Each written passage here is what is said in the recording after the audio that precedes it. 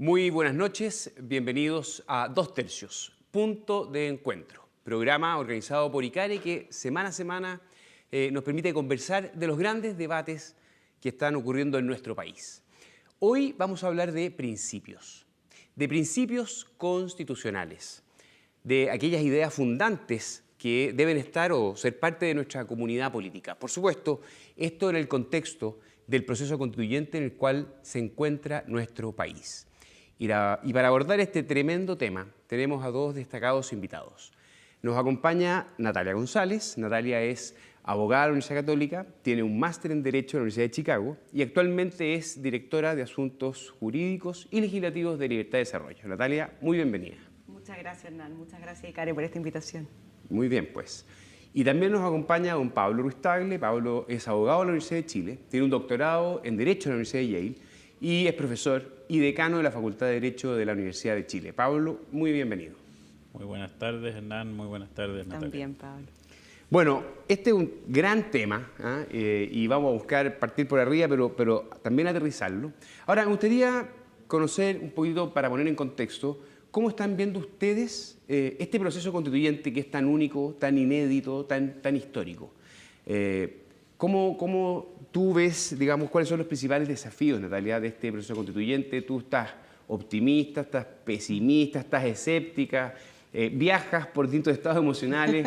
¿Cuál crees tú que es ese momento que está viendo el país en relación al proceso constituyente? Sí, yo dentro de esos adjetivos yo creo que me declaro más bien escéptica. Y lo digo porque básicamente basado en el clima político que está viviendo el país actualmente.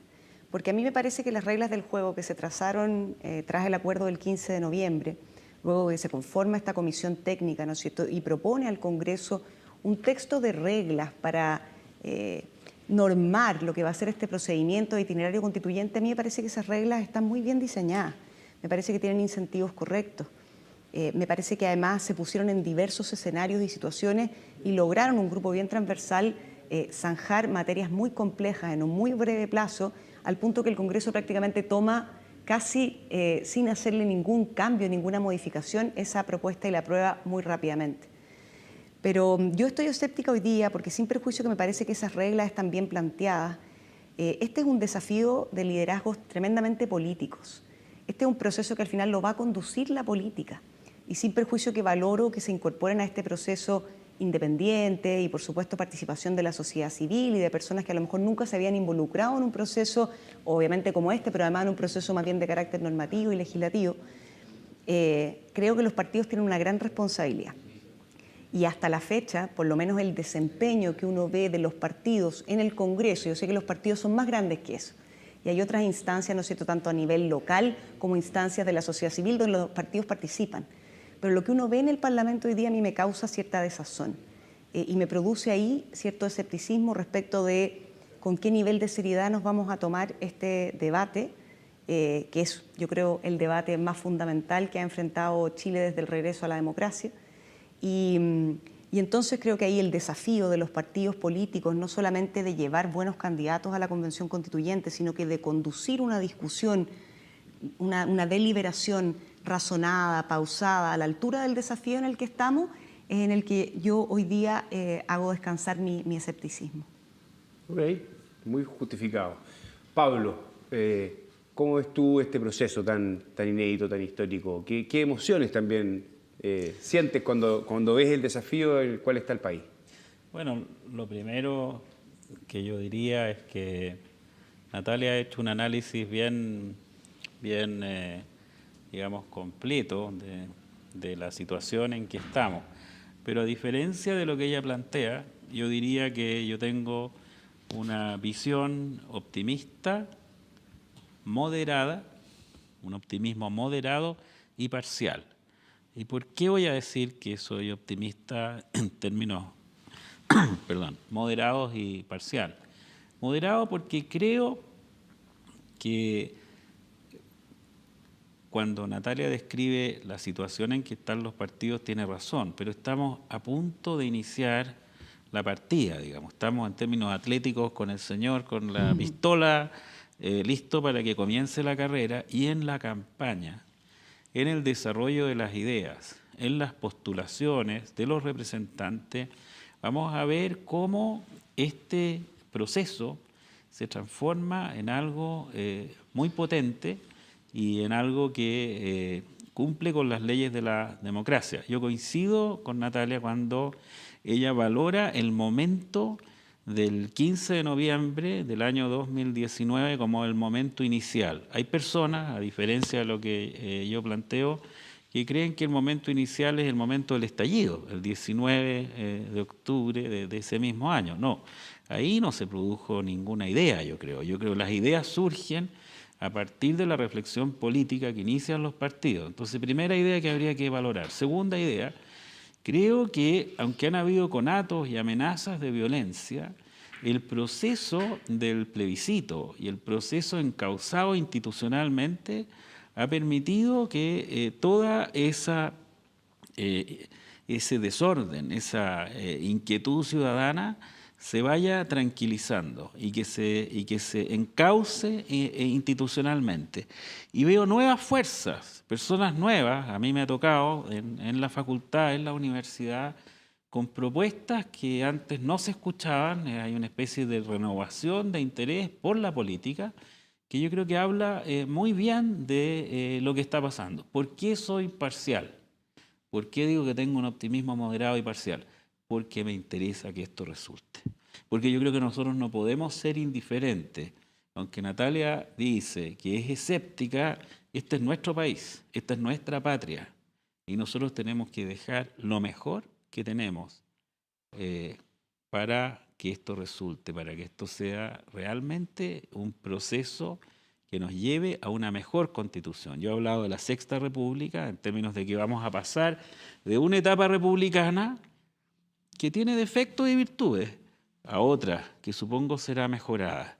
Pero en ese proceso tenemos que estar todos, porque la constitución que construyamos y la nueva república es para los que votaron rechazo, para los que votaron apruebo, para los que fueron partidarios de la dictadura, los que fueron contrarios, los que están en una región o en Santiago, para los pobres, para los ricos, para los que viven en Las Condes, para los que viven, en fin, en La Pintana, es para todos. Y ese es un proyecto, quizás el proyecto más grande que nos podemos trazar como país. Y en eso no podemos ser imparciales, en el sentido de decir, bueno, si resulta así, si no resulta tan bien. No, yo soy parcial, yo estoy comprometido. Voy a dejar todas mis energías en que este proceso resulte. Muy bien, bueno, este programa de hecho es un esfuerzo para, desde los contenidos, abordar los desafíos, hablar con expertos y también hacer una suerte de pedagogía, de abrir los temas y de conocerlos mejor. Por ejemplo, respecto a los contenidos de cuáles van a ser los debates. A mí me gusta preguntar así, como en general, o tal vez como si ustedes dijeran tres grandes cuestiones. Hoy día vamos a hablar de los principios, pero Natalia, si tú me dijeras, mira, yo mirando para adelante creo que van a haber tres cosas que de todas maneras van a estar arriba de la mesa, van a ser tensas y sería bueno que las conociéramos, las discutiéramos con tiempo. Sí. A ver, yo creo que sin duda va a haber un debate que va a tener diversas ramificaciones, pero el rol de alguna manera que va a cumplir el Estado en esta nueva Constitución, yo creo que va a ser un debate central. ¿Y por qué te decía ramificaciones? Porque de ahí se desprenden, ¿no es cierto?, una serie de otros debates, por ejemplo, el debate de la sociedad civil y el Estado, los derechos sociales, estos derechos, ¿no es cierto?, prestacionales, ¿verdad?, que son los derechos sociales. Bueno, va a haber una situación preferente, privilegiada, para que el Estado sea quien sea el primer llamado a garantizar y a prestar, implementar estos derechos sociales, o va a haber cabida para la participación de la sociedad civil y en qué medida. Yo creo que ahí hay una cuestión que es bien medular y que desde mi punto de vista, hace algunos años atrás, ¿no es cierto?, cuando diversos académicos, te diría yo más bien asociados a la centroizquierda, me estoy refiriendo, por ejemplo, a Fernando Atria, Alfredo Yoinant, cuando hablan de cómo lo público, ¿no es cierto?, puede ser prestado o no por el sector privado, en qué medida, en qué condiciones. Es un debate que lleva muchos años ya en discusión en nuestra nación y que instala de alguna manera la cuestión de los derechos sociales en la Constitución, ¿ya?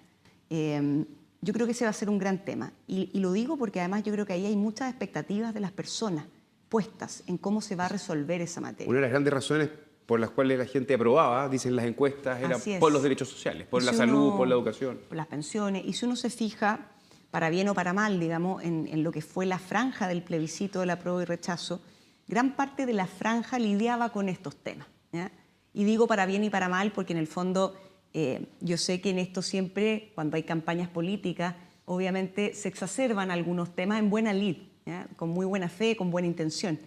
Pero por supuesto que eso genera cierta expectativa en la población y ahí uno de los grandes desafíos va a ser si la Constitución es o no el instrumento, hasta qué punto es el instrumento, qué alcance va a tener en estas materias, qué espacio le vamos a dejar a las democracias futuras. Yo creo que esa va a ser una discusión sin duda del proceso constituyente. Creo que otra discusión y que yo, desde mi humilde punto de vista, creo que va a ser una de las más relevantes es el régimen de gobierno que nos vamos a dar. Y yo lo digo no solamente por empezar a generar además un clima ahí mayormente colaborativo entre el Congreso y el Presidente de la República, sino porque yo creo que ahí está justamente el meollo del primer tema, de los derechos sociales. Yo creo que llevamos años discutiendo grandes temas sociales donde no hemos podido encontrar puntos de acuerdo entre el Congreso y el Ejecutivo de turno. Y yo creo que eso ha trancado en gran medida que las necesidades de las personas hoy día no estén satisfechas por las políticas públicas. Y entonces creo yo que en la medida en que avancemos, aquí hay discusiones, las podemos discutir después, a distintos sistemas o a distintos mecanismos de colaboración entre el Congreso y el Presidente, yo creo que ahí hay una llave maestra para que efectivamente, en un tiempo más, por supuesto, cuando esto se empiece a implementar, podamos empezar a ver salida a las demandas ciudadanas más sentidas hoy día de la población chilena. Presidencialismo, semipresidencialismo, parlamentarismo, sistema electoral, esa sala de máquina. Y mecanismos que tienen que ver con la formación de la ley, y como te decía antes, qué peso y contrapeso hacemos entre el Ejecutivo y el Congreso para que haya una dinámica más fructífera que la que ha habido en los últimos años. Y yo te diría que quizá un tercer tema menos, a lo mejor, atractivo desde el punto de vista, a lo mejor, de la ciudadanía, pero a mí me preocupa mucho cómo vamos a hacer valer el principio en el que yo creo todos compartimos, que es el de supremacía constitucional. Hoy día tenemos un organismo, ¿no es cierto?, constitucional autónomo, el Tribunal Constitucional, que ha sido puesto en entredicho por diversas razones. Pero a mí me parece que si nosotros de verdad creemos en la supremacía constitucional, tenemos que tener entonces una entidad encargada de velar porque se cumpla ese principio de supremacía constitucional. Y creo que va a ser muy interesante a nivel académico, a nivel a lo mejor más, si tú quieres, de los expertos, cómo se va a ir resolviendo hoy día esa tensión que existe entre el Tribunal Constitucional, el Congreso, la relación con el Poder Ejecutivo. Yo creo que es una parte muy relevante de nuestra estructura institucional y que hoy día lamentablemente parte, ¿no es cierto?, la carrera, como decía Pablo, que ponía, ¿no es cierto?, la metáfora de la pistola a punto de partir. Yo creo que parte varias leguas atrás en esa carrera. Bueno, el próximo miércoles Isabel Aninat va a estar conversando sobre régimen político, ¿cierto? Y si es viable o no el parlamentarismo, entre otras conversaciones. Y tu tercer tema es sobre principios, así que vamos a volver a él de dos maneras. Pablo, ¿cuál crees tú que van a ser tres grandes debates así que van a estar de todas maneras presentes? Yo la verdad coincido con lo que ha manifestado, quizás con énfasis distinto con lo que ha explicado Natalia, o sea, la estructura del Estado, régimen de gobierno, derechos sociales, económicos, esas son tres cuestiones muy importantes. ¿Qué agregaría yo a estos temas que son parte ya del debate político constitucional? Yo agregaría la cuestión de los pueblos originarios. Creo que eso va a estar presente. Ya está, de hecho, casi como un componente de la propia Convención Constitucional. Yo agregaría también algunas definiciones sobre el tema de las supermayorías legislativas. Creo que eso es parte de la... Es decir, cómo construimos el derecho. Si el derecho lo vamos a construir con quórums tan altos como existen para tantas materias, o vamos a tener un principio más cercano al que existe en países europeos que exige como quórum máximo en materia legislativa el del quórum calificado, es decir, los parlamentarios, senadores o diputados en este caso presentes. El bicameralismo, yo soy gran partidario del bicameralismo, va a ser otra cuestión que va a estar presente. Como dijo Natalia muy bien, los temas del control. El tema del control constitucional, creo que la Constitución chilena, si uno la mira, para explicar un poco, tiene, yo diría, las siguientes partes. Primero, una parte que se llama dogmática o ideológica, donde están los principios. Segundo, una parte de derechos, una parte que contiene el derecho a nacionalidad y ciudadanía y los derechos, el derecho a propiedad, el derecho a la vida. Luego viene una serie de capítulos que se refieren al gobierno o el régimen de gobierno, presidente de la República, ministro, la administración pública. Y luego vienen los tribunales y el poder legislativo. Y uno diría, hasta ahí es una constitución normal, digamos, como diría, en la lógica de Montesquieu, de lo que todos aprendemos de los tres poderes del Estado, de las tres funciones. Pero resulta que la constitución chilena sigue y tiene Banco Central, y le tiene Contraloría, y tiene Tribunal Constitucional, y tiene Tribunal Calificador de Elecciones, y tiene Ministerio Público. ¿Y qué son todos estos entes? ¿Qué tienen en común todos estos entes? Son entes de control autónomo contramayoritario. Y en una de esas, estos entes de control hay que revisarlos. No porque por principio yo piense que las instituciones contramayoritarias sean por definición negativas, porque por lo menos el pensamiento que yo tengo sobre la democracia es que la democracia es el gobierno de la mayoría, limitado por una constitución, la mayoría no puede hacer cualquier cosa, pero que reconoce los derechos de todos, los derechos fundamentales de todos, y que le da participación e incluye en el proceso político a las minorías. O sea, es un balance entre mayoría y minoría. El problema es que en Chile hemos tenido una minoría con demasiado poder. Una minoría que ha empatado su poder con el de la mayoría. Entonces, el poder de la mayoría no ha podido ejercerse, o sea, ejercido de una manera defectuosa. Y eso en gran parte con estas especies de muletas constitucionales, que son estos órganos autónomos, que a veces incluso además funcionan de una manera contradictoria entre sí. Hay muchos casos en que la Contraloría dice una cosa y después los tribunales o el Tribunal Constitucional dice otra, conflictos entre ellos. Hay ahí un problema no resuelto de estos entes autónomos que yo creo que va a ser objeto, como lo anunció por lo demás Natalia, de una profunda discusión constitucional.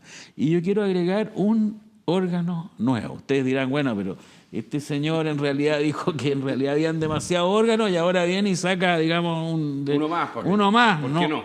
Pero hay una muy buena razón para que en Chile tengamos un defensor, una defensora del ciudadano, un ombudsman. Esta es una institución que partió en los países escandinavos en 1906, que ya está extendido en prácticamente todo el mundo y que tiene la función que en Chile en realidad es necesaria, de la defensa de los marginales, de la defensa de los migrantes, de la defensa del ejercicio de los derechos políticos frente a la administración.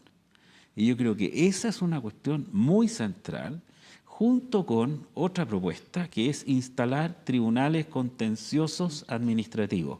Porque el particular, y aquí termino, el particular en Chile cuando se enfrenta a un problema con el Estado, ¿a quién recurre? Tiene que recurrir a una entidad que se llama Contraloría.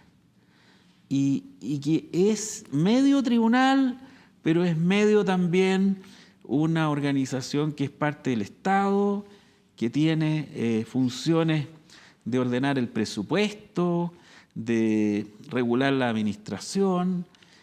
Eso es un defecto de nuestro sistema.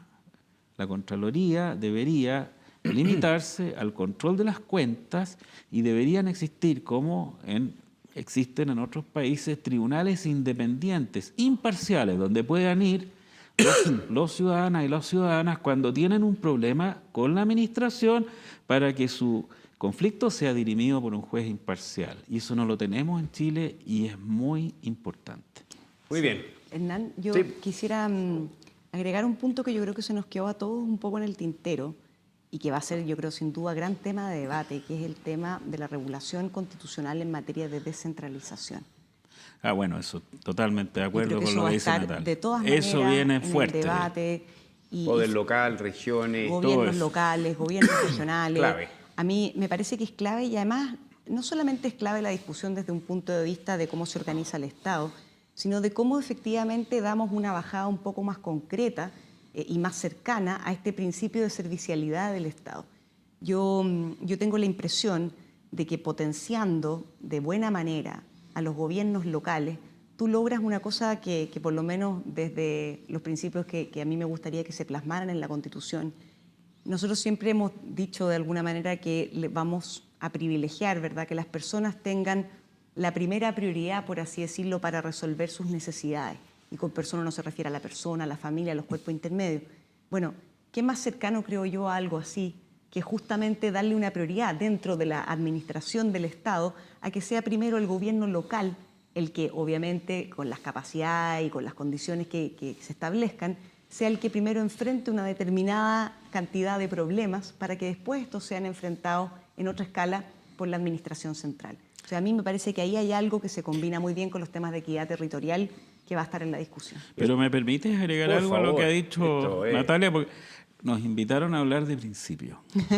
Y hemos hablado así, hemos andado cerca de los principios. Vamos para allá. Pero allá vamos, lleguemos a los principios. Y aquí voy a decir algunas cuestiones controvertidas. Fíjate que es parte de, digamos, la leyenda urbana de la Constitución de que existe un principio que se llama subsidiariedad. Así es. Y que la subsidiariedad implica, en esta leyenda urbana, que el Estado debe restarse de intervenir cuando los privados pueden hacer algo por sí mismos. Esa es la lectura de la leyenda urbana del fantasma constitucional que se llama subsidiariedad. Tú buscas en toda la Constitución y no está la palabra subsidiariedad. Mira qué curioso. Y solo encuentras una referencia, hay algunos artículos por ahí que algunos profesores afiebrados quieren ver la subsidiariedad porque lo quieren encontrar, porque lo necesitan ideológicamente, pero está instalado ahí en el artículo primero, dice algo así como esta idea de que en realidad el Estado debe respetar la autonomía de los grupos intermedios, pero no dice subsidiariedad. Y este principio que tiene su origen en encíclicas papales, uno dirá, ¿por qué un principio que tiene su origen en una encíclica papal sirve para leer la Constitución chilena cuando ni siquiera se refiere a él? Esto es una curiosidad en la cuestión de los principios de la que estamos hablando. Este principio ha sido usado para leer la Constitución. Es una especie de anteojo de un color determinado que se ponen las personas para pensar la Constitución. Y paradojalmente, y aquí viene el argumento que hace las cosas más interesantes todavía, en el punto que ha mencionado Natalia, fíjate que el artículo 3 de la Constitución, en el inciso segundo, dice que el Estado debe buscar el desarrollo armónico y la solidaridad para el desarrollo equitativo de todas las regiones, provincias y comunas. ¡Qué lindo principio! ¡Qué cosa más noble que haberse propuesto esto! Yo creo que, digamos, a nadie se le habría ocurrido decirlo en palabras tan bellas, pero lo que nosotros vemos en la realidad es que este principio que está instalado ahí, resulta que no se aplica. Entonces, la paradoja es que hay un principio que no está, que sirve para leer la Constitución, y un principio que está, que es la solidaridad, que no se aplica. ¿Y por qué digo con tanta asertividad que no se aplica? Porque existe un fondo de desarrollo regional y un fondo de desarrollo municipal que lo maneja una entidad misteriosa y de las sombras que se llama DIPRES. Básicamente, que distribuye estas platas de una manera... Ministerio de Hacienda. Sí, el Ministerio de Hacienda, lo que pasa es que es una subunidad que se llama DIPRES, que es una entidad burocrática que distribuye las platas de una manera que no favorece para el desarrollo equitativo y armónico de las regiones, provincias y comunas. Argumenta que en realidad en las provincias pobres no están los profesionales. Y nosotros hemos visto en la prensa, y aquí voy a decir lo más controvertido de todo, que hay, por ejemplo, una persona muy respetable como es el alcalde Lavín, que se conmueve cuando viene el estallido y dice, yo le voy a dar 1.000 millones de pesos a la alcaldesa de La Pintana, Claudia Pizarro, porque en realidad tiene muchos problemas. Entonces uno se pregunta, ¿en qué consiste esta cuestión del desarrollo armónico, equitativo y la solidaridad entre comunas? ¿En que un alcalde de una comuna rica como don Francisco meta la mano al bolsillo y le da a una alcaldesa pobre una cantidad para que pueda solventar sus gastos cuando tiene un problema, como si fuera, no sé, un tío rico? ¿En qué consiste la lógica del Estado chileno? Estos son los dilemas de los principios de la Constitución chilena. Hay principios que no están, que nos impiden leer la Constitución en su sentido verdadero, en su sentido prodemocrático, y hay principios que están, que no se cumplen. Sí, ahora yo puedo polemizar un Por poco. favor. Pero para eso estamos, Natalia. Yo sé que esto iba a gatillar. Y no, en todo caso, creo que sería bueno porque Pablo dijo, en el fondo hay un primer capítulo de la Constitución actual Sí. que establece los principios, ¿cierto? La parte más ideológica, fue la palabra que usó. La idea de derecho de la Exactamente. Entonces, tal vez yo ahí te pediría, Natalia, para poder entrar de lleno a los principios, en el fondo un pequeño marco de ese capítulo. ¿Qué significan los principios? ¿Qué rol cumplen en la Constitución? ¿Qué rol cumplen también en el ordenamiento jurídico completo? Y después vamos a entrar ahí a picar. A ver, para ponerlo en términos sencillos, nosotros tenemos un primer capítulo de la Constitución que se llama Las bases de la institucionalidad, ¿ya? En otras constituciones alrededor del mundo existen cosas similares. Algunos tienen una suerte de preámbulos, otros tienen declaraciones de principio. En otras constituciones no existe. De hecho, en constituciones anteriores en Chile no existía este capítulo de las bases. Hoy día, en las bases de la institucionalidad, uno puede identificar efectivamente una serie de principios y que básicamente lo que esos principios hacen es orientar el resto de la Constitución y orientar también la interpretación y la aplicación que se le va a dar al marco jurídico que se desprende de la Constitución, ¿ya? Y ahí hay diversos principios muy importantes. O sea, por de pronto tenemos el principio de servicialidad del Estado que te comentaba. Se ha leído de alguno de los pasajes de ahí el principio de subsidiariedad. Yo tengo algunos matices de interpretación con lo que planteaba Vamos a llegar Pablo. a ese debate. Me imagino. Tenemos el principio de igualdad, tenemos el principio de legalidad, ¿ya? Aquí algunos leen que ahí está la base también del Estado de Derecho, ¿no es cierto? Cuando decimos que los órganos del Estado tienen que actuar conforme a las atribuciones y las competencias que le da la Constitución y la ley y no pueden salirse de ese marco ni siquiera a pretexto de circunstancias extraordinarias. Tenemos también ahí algunos principios que después nos derivan, digamos, a la debida protección de los derechos, ¿no es cierto?, que hay hacia las personas, la dignidad. Entonces, yo te diría que el capítulo de bases de la institucionalidad lo que hace de alguna manera es generar un marco bajo el cual tiene que entenderse el resto del desarrollo de la Constitución y bajo el cual se interpreta y se desarrolla en general nuestro marco jurídico en Chile. Y por eso es tan relevante de alguna manera qué principios se desprenden o están expresamente consagrados en esa Constitución, porque ilumina, por así decirlo, el resto de las políticas públicas que se vayan dictando y que van generando las discusiones que el día de mañana, ¿no es cierto?, y que hemos visto, se generan a nivel de su interpretación judicial o en el Tribunal Constitucional. Claro, y ahí yo quiero hacer una pregunta, profesor, un poquito de historia, para poder llegar a la actualidad y entender cuáles van a ser los debates del futuro. ¿Qué nos dice un poco la historia constitucional chilena, digamos? ¿Cómo se fueron definiendo en los primeros textos constitucionales ciertas definiciones que nos fueron señalando por escrito, dicho sea de paso que es un elemento que es importante, ¿cierto? La forma en que establecemos la comunidad es por escrito, que esta iba a ser una república, que iba a ser democrática, que iba a haber representación, que estaba en la soberanía popular el poder. ¿Cómo fue? Si nos puedes hacer, Pablo, una panorámica, ¿sí? Pero ya invitaron a Sofía Correa, o sea que yo ya estoy eximido de esta materia. ¿Sí? ¿Cómo en las primeras definiciones constitucionales, los primeros textos, se establecieron la construcción de lo que es hoy día una cierta... Esto es una historia apasionante, la verdad, que por lo menos a mí me apasiona. Creo que es una historia muy bonita, además, de un progreso intelectual y político, porque son las dos cosas, y que es la historia del constitucionalismo. El constitucionalismo en Chile es quizás el principal esfuerzo,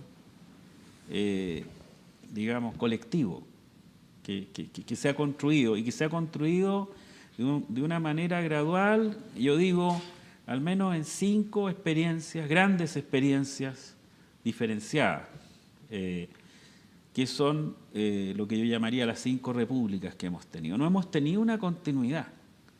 Ha existido momentos, pensemos, uno no podría decir que Chile sigue siendo el mismo cuando se instalan por 4 años las tropas españolas, que nos invaden el periodo de la Reconquista, digámoslo así. Tampoco Chile es el mismo, para decir las cosas claramente, durante la dictadura de Augusto Pinochet. Pueden haber progreso en algunas materias, pero desde el punto de vista político, desde el punto de vista del titular de la soberanía, de la concepción republicana, ciertamente que estamos al debe en ese periodo. Entonces, hay momentos diferenciados en la historia de Chile. Y yo diría que en esos momentos diferenciados hay rasgos.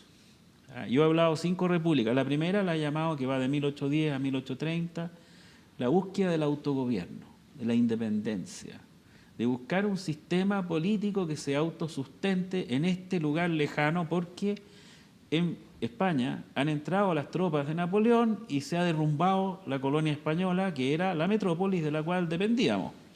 La búsqueda del autogobierno, la república independiente. Luego tenemos el periodo de la república autoritaria. Prieto Bulnes Montt es un periodo de progreso, de orden en muchas materias, pero desde el punto de vista político se gobierna con estados de excepción, se gobierna con un superpresidente, que es una figura autoritaria que domina todas las elecciones, que domina el Congreso. Y en 1870, porque este periodo de la República Autoritaria comienza en 1830 y podemos decir que concluye en 1870, algunos autores como Isidoro Errázuriz, por ejemplo, han dicho que hubo una segunda independencia de Chile. Porque ahí, en ese tiempo, a raíz de una energía que se instala en el Parlamento, se produce una mutación constitucional, que la describe muy bien Heyse y otros autores, por el cual pasamos de una república autoritaria a una república liberal parlamentaria, donde en vez de ser el presidente el órgano más significativo, viene a ser el Parlamento, y esto entra en conflicto hasta la Revolución del 91, cuando se dirime este conflicto y dura esta república desde 1870 hasta 1924, cuando viene una sucesión de golpes militares. Esa es la república liberal parlamentaria.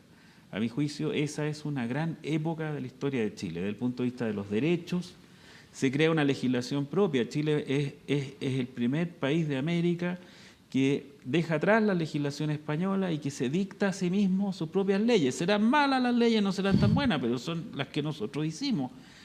Hay mucha influencia europea, en fin. Y luego, en 1932, después de haber estado 8 años bajo dictaduras militares de distintos signos, hay unas elecciones y comienza a regir la Constitución del 25, que había sido adoptada antes, pero que había sido puesta en suspenso, y entra Arturo Alessandri como gobernante de ese periodo, que le da inicio a la Cuarta República Chilena, que es una república democrática y social, donde están los gobiernos radicales, donde está Jorge Alessandri, Eduardo Frei, que concluye con los años del presidente Salvador Allende y el golpe de Estado de 1973 y los 17 años de dictadura. Y la Quinta República es la que estaríamos cambiando ahora y que habría comenzado en 1990 con la elección de Patricio Elwin, y es una república, a mi juicio, que uno la puede caracterizar desde el punto de vista de la estructura de los derechos como neoliberal, porque en los derechos sociales particularmente tiene una conformación de no interferencia del Estado y de asegurar la opción entre lo público y lo privado, en derechos que tradicionalmente, como dijo Natalia antes, eran prestacionales, eran entregados por instituciones públicas. Ahora lo que la Constitución hace es asegurar esa provisión mixta o la alternativa, y en cuanto al régimen político es hiperpresidencialista, porque se hizo esta Constitución pensando en que iba a gobernar 8 años más Pinochet, y a pesar de que la hemos cambiado 257 veces, porque esas son todas las reformas que tiene esta Constitución, todavía no logramos realmente tener un régimen político y una constitución que nos conforme desde el punto de vista de los principios. Ustedes dirán, pero qué tragedia, ¿hasta cuándo habrá que cambiarla? Bueno, en España, cuando pasaron de la transición de Franco al periodo democrático con la Constitución del 78, le hicieron 1000 cambios. 1000 cambios a las leyes de la reforma política de Franco. O sea, nos quedan 700 por hacer. ¿Qué es lo que hay que hacer ahora en la Convención Constitucional? Muy bien. ¿Y cómo ves tú esa discusión? Ya entremos a los principios y a lo que en el fondo deja la Constitución del 80, vigente hasta el día de hoy, porque fija, ¿cierto?, algunos principios que tienen que ver cómo está organizada la República, respecto al cual hay bastante consenso. El Estado de Derecho, la división de los poderes, pero hay otras que dan la impresión son más bien ideológicas y son debates. Se habló de subsidiariedad, de solidaridad, y me gustaría saber cómo ves tú esa definición de principios. ¿Debe tener una Constitución principios ideológicos que marquen en uno u otro sentido la Constitución? Sí, no. Hay algunos que hablan de neutralidad, ¿cierto?, que es mejor que la política se encargue de esas discusiones. ¿Cómo te aproximas tú a esa discusión y qué principios crees tú que deberían estar ideológicamente en la Constitución que se va a discutir ahora?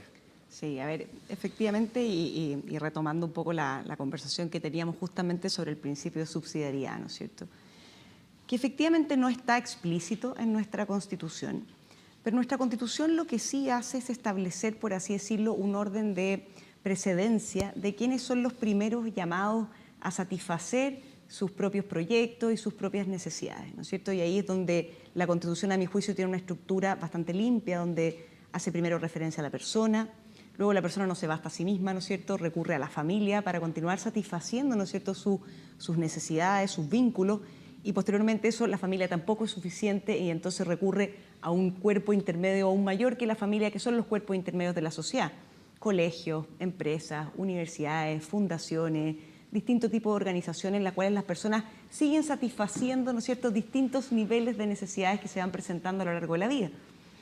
Nosotros, por ejemplo, hoy día, y la pandemia lo ha hecho muy presente, nos hace patente cómo estos otros cuerpos intermedios de la sociedad son tan importantes para nuestra vida. Los que tenemos hijos hoy día, que tuvimos los colegios cerrados por muchos meses, nos damos cuenta de la importancia que tienen esos cuerpos intermedios de la sociedad. Las empresas lo mismo, las empresas proveen trabajo, innovación, inversión. Entonces, son distintas capas de la sociedad. Ahora, yo creo que la lectura que se ha hecho del principio de subsidiariedad en Chile, que no está explícito, pero que se deriva de alguna manera de esta precedencia que establece la Constitución, ¿no es cierto?, yo creo que ha sido una lectura parcial. Y yo creo que parte de esa lectura parcial, fíjate, viene efectuada por instituciones que no son necesariamente identificadas a lo mejor con la derecha o con la centro derecha del país. Yo estuve leyendo, para efectos de este programa y de toda la preparación que uno va haciendo para el debate constitucional, fíjate que una de las primeras interpretaciones que nace de esto viene de Flaxo. Y Flaxo plantea una interpretación que hoy día se le llamaría más neoliberal, por así decirlo, de este principio. Y la verdad es que cuando uno va a mirar la doctrina social de la Iglesia y las encíclicas a las que Pablo hacía alusión, la Rerum Novarum, la Quadragesimo Anno, la Centésimo Anno, uno ve que el principio de subsidiariedad en realidad tiene dos dimensiones. Tiene esta dimensión negativa, ¿no es cierto?, donde el Estado de alguna manera se abstiene, tiene una suerte de rol de abstención de aquellas actividades en las cuales el Estado prioriza que sean satisfechas primero por las personas, por la familia, por los cuerpos intermedios de la sociedad.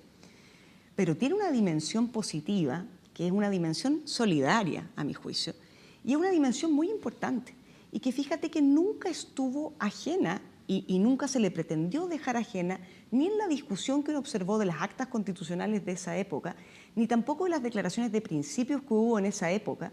Y esa dimensión tiene que ver con que el Estado no se puede restar, el Estado tiene que intervenir justamente cuando esa sociedad civil, cuando las personas, cuando los cuerpos intermedios de la sociedad no son capaces, no son idóneos, no tienen la igualdad de oportunidades para satisfacer esas necesidades. Y fíjate que eso es tan así que lo que propende el principio de subsidiariedad es que más bien el Estado lo que haga es que establezca las condiciones, genere las condiciones para que ojalá esa intervención que tiene que hacer el Estado sea una intervención que va acompañada de la mano de una orientación donde el Estado incentiva que ojalá el mundo privado la pueda satisfacer. Es una cosa de énfasis.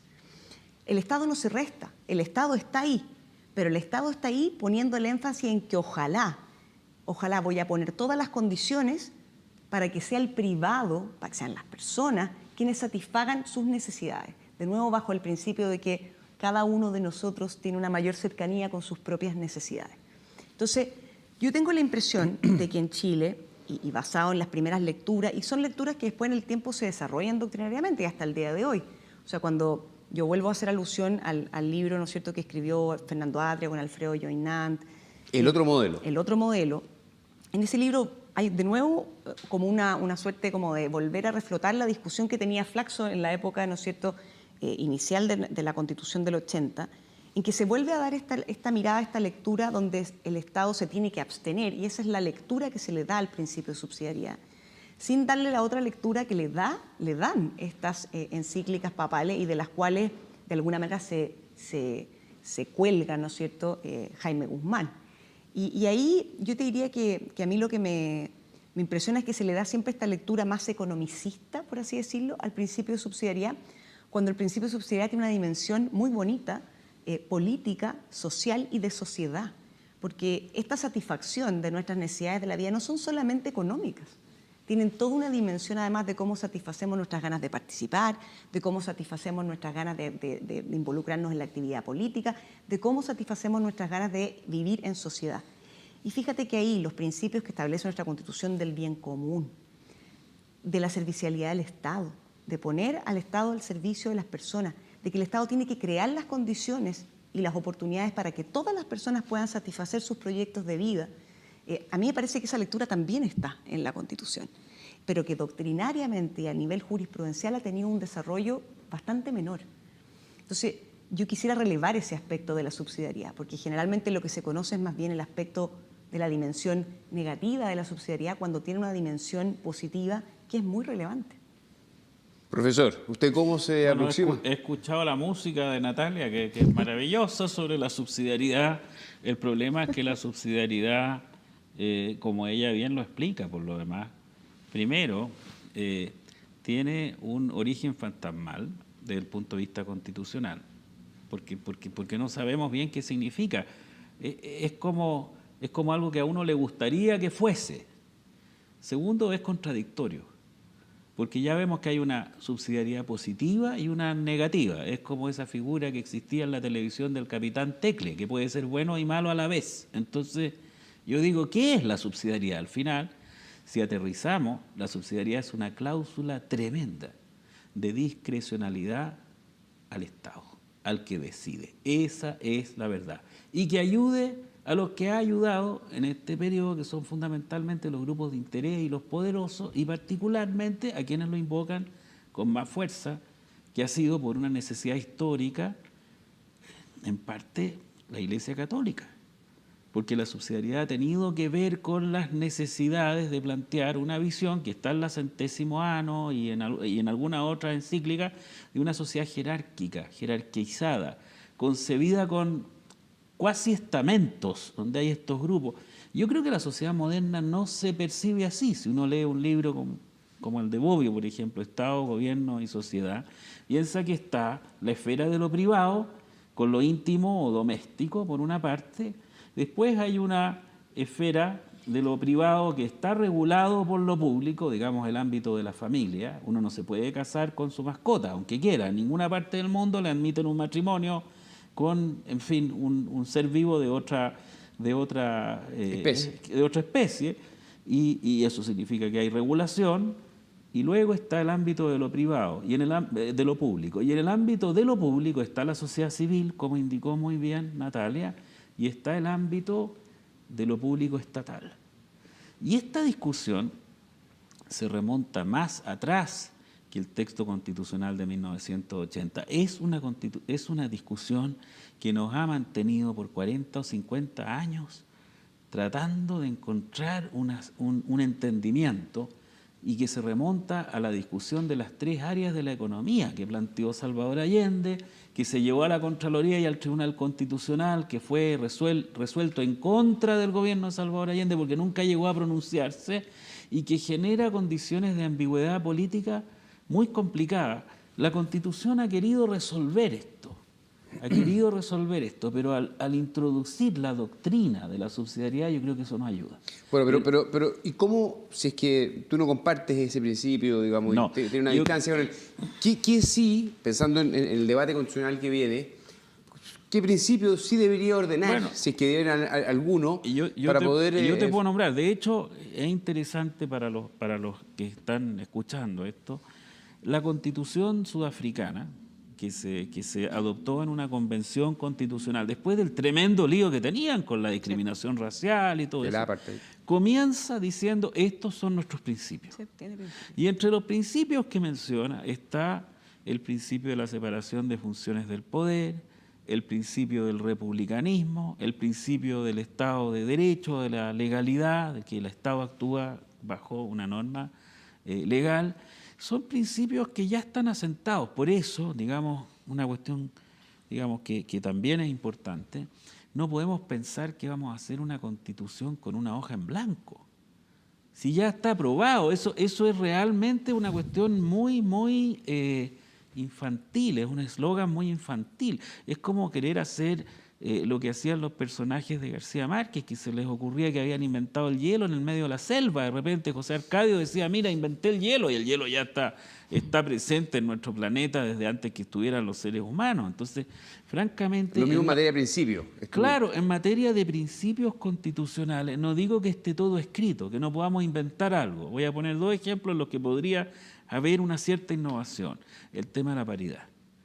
Creo que ahí, y no lo mencionamos entre los temas que hablamos, paradojalmente, el haber instalado la paridad en la convención, yo digo, es un tremendo punto de interrogación, porque puede ser que ese 50% en que se va a constituir la convención, y yo convoco y miro aquí a la Cámara, así haciendo como han hecho antiguos tribunos en nuestra televisión, a todas las mujeres y a todos los jóvenes que quieran ser candidatos a la Convención Constitucional y que tengan una decisión tomada sobre eso, que lo hagan. Es muy importante, sobre todo las mujeres, y si necesitan ayuda yo me comprometo, independientemente de la fuerza política a la que pertenezcan, de hacer todo lo posible para ayudarlas y ayudarlos en esa representación. Si tenemos el 50% de la Convención, puede ser que tengamos temas nuevos. Pero si uno estudia, y estoy seguro que Natalia tiene los datos a flor de piel mucho mejor que yo, el comportamiento electoral de las mujeres en el periodo en que estuvieron las mesas separadas desde el año 90 hasta el 2017, porque ahí se juntaron con los hombres, se descubre que el comportamiento electoral de las mujeres en las decisiones electorales no es muy distinto al de los hombres. Entonces puede ser que tengamos el 50% de la convención conformada por una paridad de mujeres, pero que viene a representar más o menos las mismas opiniones que tienen los hombres. Esto es una posibilidad. La otra posibilidad, que es la que se ve que puede también suceder, es que haya un grupo muy marcado con una opción, con una agenda de género, y tocar todos los temas reproductivos, el tema del derecho constitucional al aborto, que ya no es interrupción del embarazo, sino que es un derecho, y todas esas cuestiones que son, digamos, parte de esa agenda. Y el otro tema, que a mí me ha sorprendido, y que lo encuentro realmente muy interesante, a los profesores de Derecho Constitucional y a los que estudiamos, como Natalia, que está en el proceso legislativo y que también hace clases en la Católica y todo eso. Hemos estado trabajando en el Tribunal Constitucional hace un tiempo en unos proyectos comunes, por eso lo digo. Nos interesan las cuestiones nuevas, raras. ¿Cuál es la cosa más curiosa que yo veo hoy día que se está planteando? La protección de los derechos constitucionales o algún tipo de reforzamiento de los seres humanos no vivos, es decir, de los animales. Si la Constitución va a tener algún cambio a este respecto, esto sería copernicano. Yo francamente he tenido muchas discusiones, muchos grupos en la facultad con ayudantes han llegado, digamos, a plantear un proyecto, están trabajando, un grupo súper activo, joven, dedicado a este tema, Y en una de esas vamos a tener la primera constitución. Bueno, hay algunas ya, hay como 2 o 3 que tienen algún reconocimiento especial. Por supuesto que no haya tratos crueles respecto de los animales, pero en una de esas algo más. Que sean sujetos de derecho. Bueno, es que eso ya es saltar, digamos, Eso es un la salto barrera del cuántico. sonido. Pero digamos algo así como algún sistema de protección de especies que estén en peligro, que esté reconocido en la Constitución, así como los parques nacionales. Algo más complejo que lo que tenemos, que sería muy, muy interesante. Bueno, más adelante nosotros tenemos aquí agendado, ¿cierto?, el programa Feminismo y Nueva Constitución. Yo creo que ese el tema de género Ese eso va a tema, ser un de súper todas tema maneras. y hay que abordarlo de todas maneras. Ahora, ¿sientes tú que otros temas ideológicos van a cruzar el debate de los principios? Porque da la impresión de que subsidiariedad, solidaridad va a ser una tensión, y cómo eso se represente en los principios que van a ordenar, porque además tiene efectos en todo el ordenamiento. Pero, por ejemplo, también se ha hablado, algunos han levantado, entre otros Pablo, la idea del Estado social de derecho, y otros han hablado más bien de un Estado democrático de derecho, ¿cierto? Otros hablan de un Estado solidario. Otro Estado solidario, exacto. ¿Cómo te bajas tú, digamos, en estas definiciones como macro respecto de el Estado y sus apellidos? Que da la impresión, es una definición de principio con consecuencias importantes en los énfasis para todo el resto del ordenamiento. Sí, efectivamente. Y yo creo que hoy día ese debate está poco concretizado. Exacto. O sea, cuando se habla de un Estado social de derecho, uno dice, bueno, pero ¿esto en qué se traduce? A nivel constitucional, porque obviamente uno puede hacer una traducción más inmediata, a lo mejor a nivel de las políticas públicas que uno se imagina, con un Estado más bien inspirado en un principio de Estado social de derecho o más solidario. Y yo ahí creo que una de las cosas más complejas y que engarza un poco con lo que hablábamos del principio de subsidiariedad, es que justamente si yo, por ejemplo, le doy una concreción en materia de derechos sociales a esa bajada de Estado social de derechos, ¿qué va a significar eso desde el punto de vista de cómo esos derechos se implementan? Hoy día la Constitución abre, por así decirlo, alternativas en los derechos sociales que están consagrados en la Constitución y que de hecho son bien innovadores respecto de lo que consagraba la Constitución del 25. Establece un sistema en que más bien las personas pueden tener la libertad de elección, ¿ya? O donde más bien el Estado implementa estos derechos a través del aparato público, pero también del sistema privado, ¿ya? Provisión mixta. Una provisión, y incluso, digamos, en algunos casos, por ejemplo, como en el sistema de pensiones chileno, efectivamente la Constitución habla de una implementación pública y privada, una implementación por parte del Estado, pero también a través de organismos privados.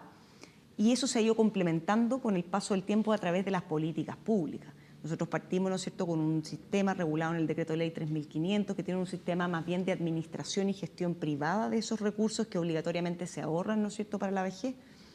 Y eso también se va después contribuyendo a nivel de los aportes que da el Estado y después se fortalece con el pilar solidario. Y hoy día tenemos un sistema más bien como tripartito, ¿no es cierto?, donde hay un sistema obligatorio, administrado por entidades privadas, un pilar solidario, donde fuertemente contribuye el Estado, y tenemos el sistema voluntario, ¿verdad?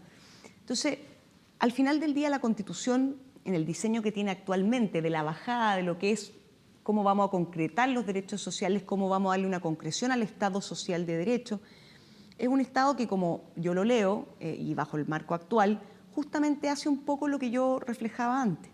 O sea, es un Estado donde dice, de haber cierta iniciativa por parte de la sociedad civil, de los privados, se privilegia esa iniciativa, ¿ya? El Estado no se ausenta, el Estado está ahí en salud, está ahí en pensiones, está ahí en educación, no es ausente y tiene un rol muy relevante que cumplir. Obviamente la discusión podría plantearse de inmediato de, bueno, pero ¿cómo le damos a las personas igualdad de oportunidades para acceder a esas opciones? Porque efectivamente hay una posibilidad de elegir en muchos casos, pero no todas las personas a lo mejor pueden materializar esa elección, ¿verdad? Y eso podría discutirse, por ejemplo, en salud o podría discutirse en educación. Con la calidad de ¿verdad? los bienes a Con los la cuales calidad de los acceden. bienes públicos, porque, por ejemplo, efectivamente el Estado tiene que propender al bien común, y si bien nuestra Constitución hoy día no tiene ningún principio explícito de eficiencia y eficacia en la gestión del Estado en estas materias, yo a partir del principio de servicialidad y del bien común que sí está establecido en la Constitución y los deberes que el Estado tiene para propender ese bien común, uno perfectamente puede desprender principios de eficacia, principios de eficiencia del Estado, de que asigne bien y razonablemente los recursos a proveer servicios de calidad, justamente para propender a ese bien común y a ese principio de servicialidad. Yo creo que esos principios sería bueno a lo mejor plasmarlos más concretamente, la eficacia, la eficiencia, pero hoy día no es que no estén, hoy día están contenidos en otros principios constitucionales. ¿Cómo propendemos a esa igualdad de oportunidades? Bueno, yo creo que aquí va a sonar un poco circular, pero es que justamente si el deber del Estado es facilitar, es propender a crear las condiciones para que las personas puedan alcanzar, ¿no es cierto?, el desarrollo de sus proyectos personales, bueno, ahí está el deber del Estado. ¿Cómo hacemos, ¿no es cierto?, para que el Estado vaya generando las condiciones para que las personas puedan acceder a una educación de calidad pública, ¿no es cierto? ¿Cómo generar una regulación, que ese es otro rol del Estado, ¿verdad?, muy importante y que también no debemos soslayarlo? Crear las condiciones no significa el laissez-faire, al revés, significa un rol activo y generar un ambiente de regulación, de ordenamiento normativo y político que propenda a generar esas condiciones. Entonces, desde mi punto de vista, lo que hoy día está planteado en la Constitución en materia de derechos sociales y cuando uno piensa en un Estado social de derecho, yo quisiera que ojalá no camináramos hacia un esquema en el que se desentiende de la sociedad civil y el Estado, porque al final del día, de nuevo, el principio de servicialidad del Estado es en beneficio de las personas. Lo que me importa a mí es que la persona tenga un buen acceso, ¿ya?, a estos derechos, a estos bienes. Entonces, quien los otorgue, ojalá la persona que sea la más idónea para otorgarlos, que no haya una suerte de veto a que haya implementación, ejecución de bienes públicos por parte de la sociedad civil. ¿Cómo te bajas tú, Pablo, en esa definición? Yo entiendo que tú compartes esta idea de que hay que moverse a un Estado social de derecho, ¿cierto? Sí. ¿Y cómo social y democrático. Y democrático, exacto. Claro. ¿Y cómo te haces cargo, digamos, cómo lo definirías? Y cómo te haces cargo también de algunas inquietudes que pone la Natalia en su exposición, ¿cierto? Respecto de, podremos definir muchos derechos, por ejemplo, la pregunta es, ¿hay un Estado que tiene las condiciones y las capacidades para hacerlo? Sí. ¿Cómo ves tú ese debate? A ver, yo tengo una percepción distinta a la de Natalia. Yo creo que aquí, volviendo un poco a lo que ella dijo antes, ¿por qué la subsidiariedad ha sido un principio tan lindo y que tenía una inspiración tan sagrada, digamos, venía de las encíclicas de los papas, se transformó en una defensa de un modelo económico? Porque aquí las fuerzas que han sostenido la Quinta República y también en parte la dictadura militar no fueron solamente la inspiración de las doctrinas, digamos, católicas o cristianas, sino que un grupo de economistas, digamos, educados en Chicago, con la lógica de que el mercado debe ser el mecanismo de asignación de los recursos preferentes y nosotros debemos siempre preferir el mercado. Y resulta que esa idea, que no es una idea necesariamente mala, se ha probado que no funciona bien en Chile porque las condiciones de desigualdad son demasiado grandes. Tenemos un índice de Gini altísimo, que es el índice de la desigualdad. Es decir, el ingreso de una persona en Chile promedio, digamos, son 600.000 pesos, y resulta que hay personas que ganan 10 veces eso, 20 veces eso, que es un grupo muy pequeño de personas. Y claro que a esas personas les resulta el ISAPRE, y les resulta la AFP, y les resulta la clínica y el colegio, pero al 70 y al 80% de la población no le resulta. Entonces, ¿qué hacemos con la gran mayoría de la población chilena? Esa es la pregunta constitucional. La gran mayoría de la población chilena ha hecho algo que es muy positivo, que hay que reconocerlo. En estos últimos 30 años, porque se dice, no, que son 30 años de pura cuestión negativa. No es así. En estos 30 años Chile ha logrado reducir sustancialmente la pobreza.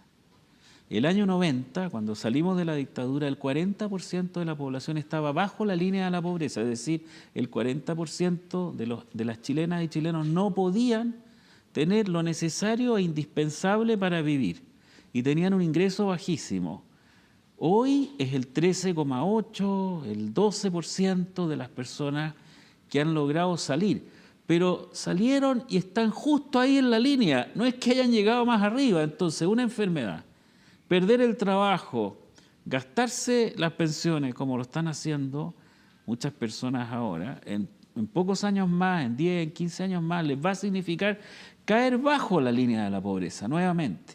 Y ese es el problema, que uno cuando está ahí, en esa circunstancia, requiere de ciertas ayudas, de ciertas instituciones públicas, también privadas eventualmente, de beneficencia, cuando uno tiene un traspié, pero fundamentalmente pública. Y eso es lo que ha hecho, y aquí, Natalia, vamos a tener una discrepancia, y de lo cual yo por lo menos me siento orgulloso, es el proyecto de la concertación.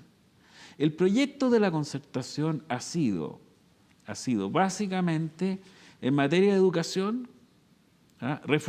tratar de reforzar los colegios de la educación pública, donde estaba una gran cantidad de chilenos, donde los colegios estaban llenos de ratones, de hoyos, no tenían baños. Ese fue el debate del año 2006 al 2011 y que terminó con la derogación de la LOCE, la LEGE, que tiene un montón de problemas.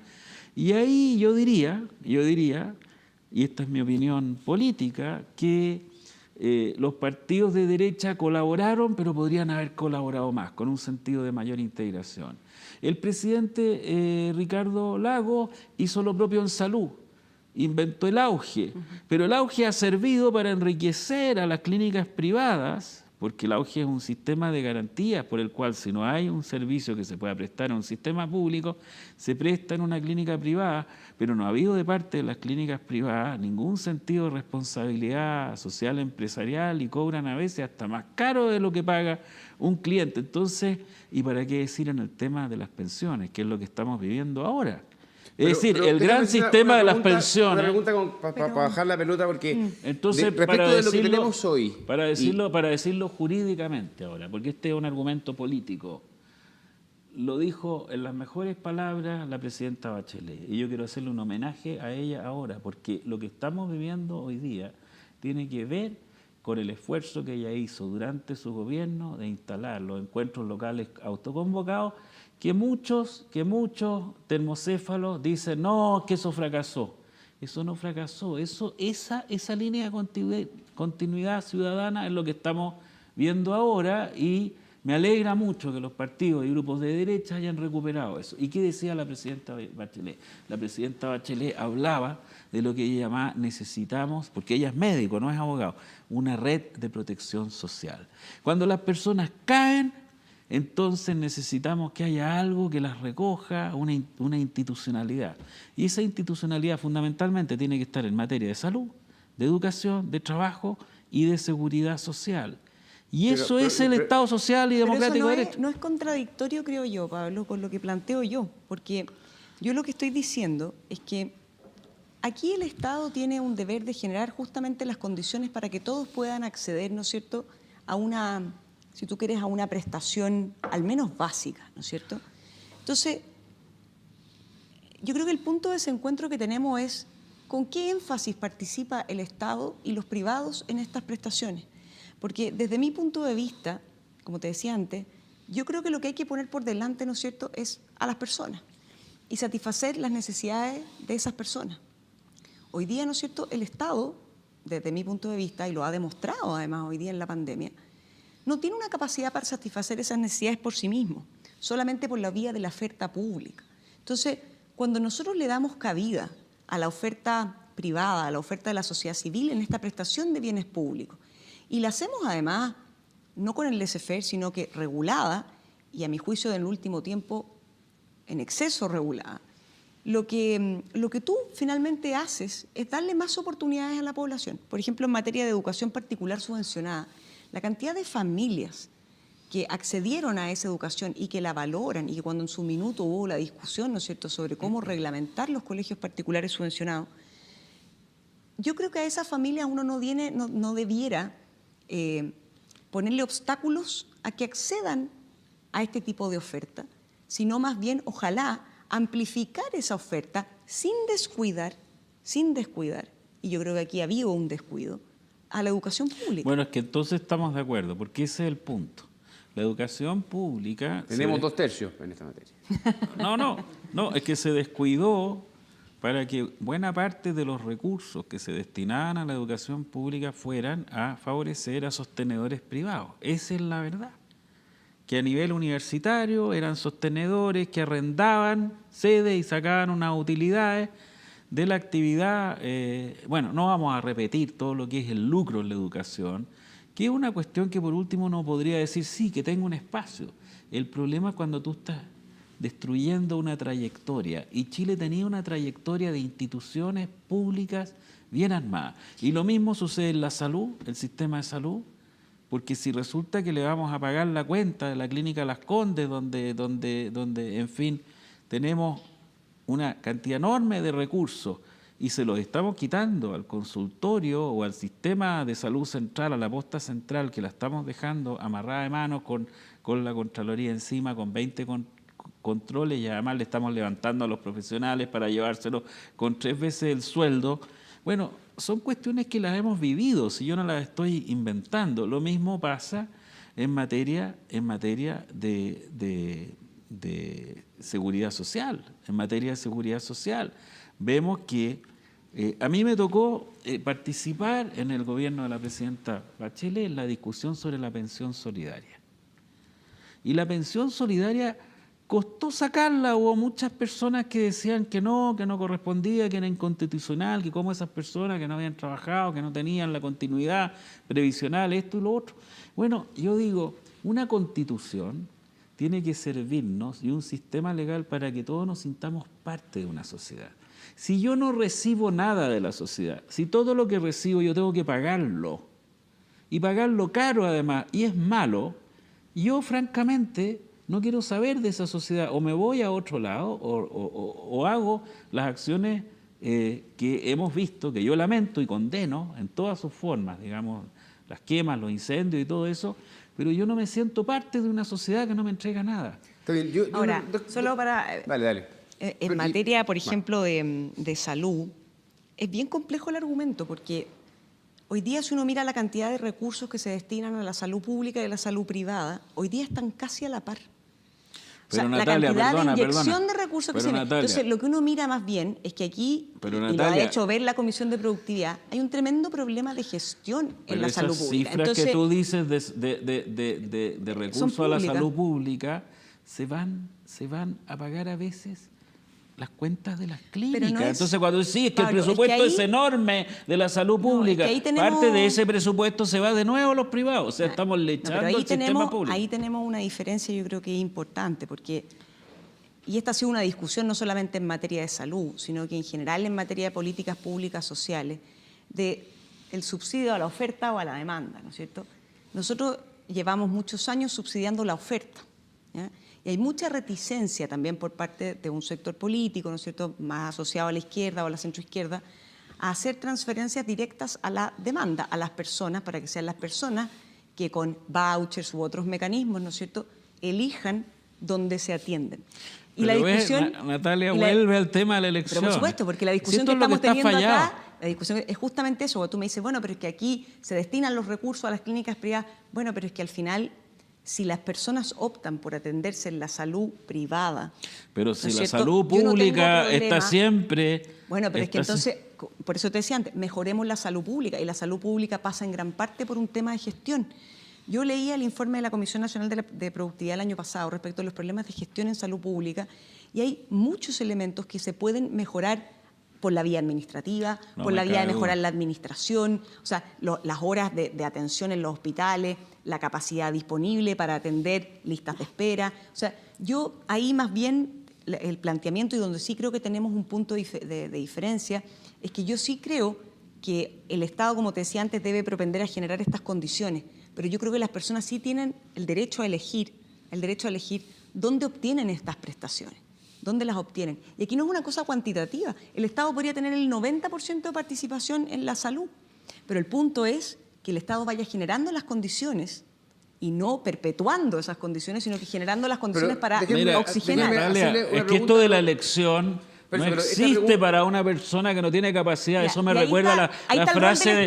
No, pues que esa es me recuerda la frase de Anatole France, que es muy ingeniosa, que dice, bueno, los mendigos son libres para pedir dinero en la calle. ¿Me entiendes? O sea, tenemos el 80% de la población o 70% que está ahí pegado a la línea de la pobreza. Hagámoslo elegir entre la clínica Las Condes o la clínica alemana. Si no es real eso, Natalia. Eso es pura ideología antiojera. Hoy día, de hecho, hay muchas personas que debiendo, bajo la lógica de que tienen que atenderse en el sector público, se atienden en el sector privado porque reciben transferencias, justamente porque el servicio que se brinda ahí podrá ser más oportuno, de mejor calidad. Y yo no te digo que hagamos una cosa cuantitativa y que digamos tanto para el Estado, tanto para los privados, o privilegiemos siempre. No, lo que yo estoy diciendo es facilitemos las condiciones para que ojalá existan una serie de prestadores públicos y privados con la mejor calidad posible, pero no perpetuemos, que ahí es donde yo creo que tenemos la diferencia, de que sea preferentemente lo público. Yo creo que tenemos que... Ahí está la diferencia. Yo prefiero lo público. Yo les quiero hacer una pregunta. ¿Cómo se va a traducir esta discusión cuando vayamos de nuevo a los principios? ¿Cierto? Porque tengo la impresión de que aquí va a haber una discusión que va a iniciar, pongámonos así, imaginemos que es parte de la constituyente, se aborda lo del reglamento, que es un tremendo tema que ya hemos tocado antes acá. Y esta va a ser, da la impresión, una de las grandes preguntas, ¿cierto? ¿Cuál va a ser el rol del Estado? ¿Cuál va a ser el espacio de los privados? ¿Qué es lo público? ¿Hasta dónde el Estado es parte del régimen de lo público? ¿Y cuáles son las extensiones? Esa discusión de principio va a ser una discusión de qué principios. Si este va a ser un Estado social de derecho y cómo eso, y aquí, ojo con esta pregunta, se va a bajar, ¿cierto?, del resto. ¿Y cuál va a ser la otra alternativa, digamos? Tengo la impresión de que aquí puede haber una discusión que es como bien neurálgica y donde hay dos visiones ideológicas, de la impresión que puestas en la Constitución van a chocar. Déjame explicarte una idea que yo creo que puede aclarar, porque estas son cuestiones bien difíciles, y no pretendamos que la vamos a solucionar aquí. Me encantaría, pero digamos en una de esas nos dan el premio Nobel a Natalia y a mí de no sé de qué, porque en derecho no existe, pero en fin.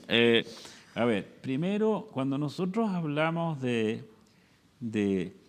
un Estado social y democrático de derecho y hablamos de derechos sociales garantizados, hablamos fundamentalmente de que los programas sociales, porque es a través de programas sociales en los cuales se ejecutan fundamentalmente estos derechos, que estos programas sociales primero sean definidos por las autoridades democráticas, sean revisadas en el Parlamento, se transformen en leyes y que tengan entonces una expresión ciudadana. ¿Por qué digo esto? Porque en Chile de nuevo volvemos a la DIPRES.